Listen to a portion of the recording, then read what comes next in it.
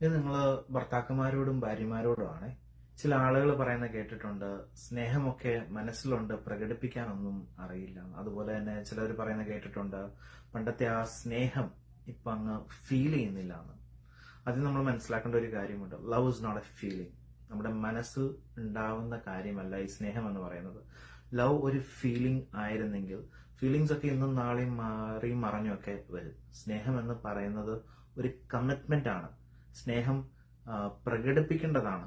നമ്മുടെ കർത്താവ് നമ്മളെ എങ്ങനെയാ സ്നേഹിച്ച്? സ്നേഹം മനസ്സിൽ വെച്ചുകൊണ്ടാണോ? കുരിശിൽ തൂങ്ങി പീഡനം അനുഭവിച്ച് വേദന അനുഭവിച്ച് പ്രകടിപ്പിച്ചുകൊണ്ടല്ലേ? അതുപോലെ ഭാര്യമാര് നിങ്ങളുടെ ഭർത്താക്കന്മാരെയും സ്നേഹിക്കുക. എങ്ങനെയാ സ്നേഹിക്കണ്ടേ? കർത്താവ് നമ്മളെ സ്നേഹിച്ചതുപോലെ സ്നേഹം പ്രകടിപ്പിച്ചുകൊണ്ട്. ഓർക്കുക, love is not a feeling, love is a commitment, love should be expressed. ദൈവം അനുഗ്രഹിക്കട്ടെ.